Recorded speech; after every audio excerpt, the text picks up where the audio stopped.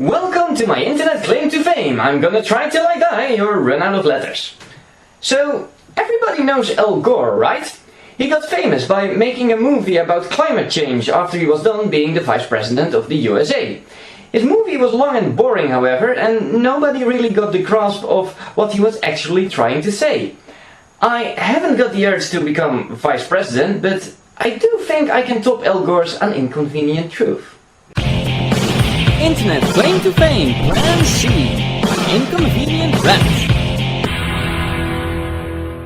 So, first of all, we have this problem of using energy. Most of our energy comes from burning stuff like coal and oil. This is all working fine until you realize the burning for energy also uses oxygen from the air, resulting in carbon dioxide, which makes the Earth absorb more heat, which again results in melting polar caps and heavier weather.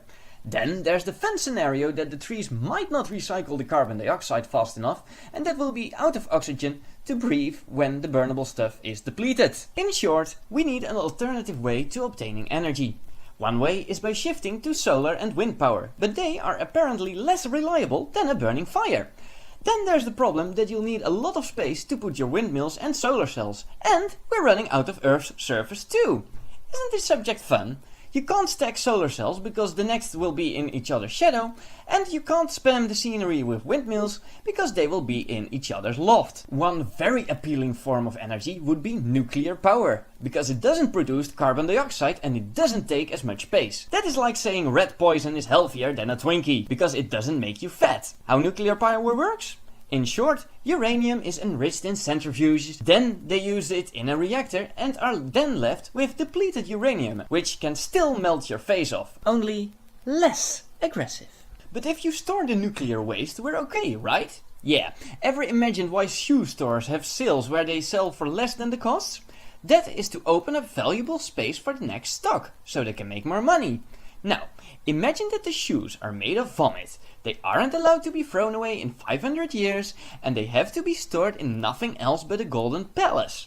That is the situation with depleted uranium, because it is not recyclable. In the past, people tried to use depleted uranium as deadweight in planes, making crash sites now nuclear contaminated crash sites. And to this day, certain bullets are still made out of uranium. See this plane? It shoots depleted uranium from its nose.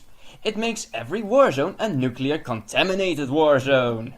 To get back to the space issue, worldwide we are getting trouble with finding land to sow and harvest food from. In the West, 50% of the food we produce is thrown away uneaten. The reason we don't notice it much is because we are practically stealing the resources from Africa and South America. To keep on going, people start genetically manipulating food to get more. In its essence, there is nothing wrong with genetically manipulating food.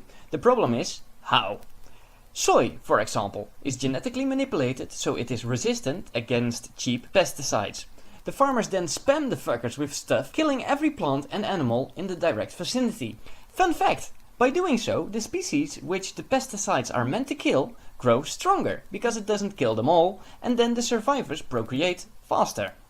If that doesn't concern you, did you know that most of the produced corn can be led back to one company that designed a suicide gene in it? The corn you buy can't procreate, so the farmer needs to buy more seeds from them every time you want to sow new corn. If that company goes bankrupt due to faulty management and the assets are liquidized, chances are corn will be extinct and you won't be able to drink your Jack Daniels. So, now I've got your serenity to DEFCON 1, it is time to tell you what to do about it. First, let's take a look at your computer. Turn it off when you don't use it. It uses between 150 and 200 watts in idle mode, depending on how much hard drive you've got. If you let it burn overnight, you might as well have done all your laundry, vacuum cleaned your whole house, and you might have done the same for your neighbor too.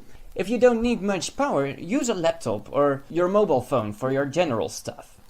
This goes for other appliances as well. Adapters like the one on your phone still burn energy if your phone is not attached to it.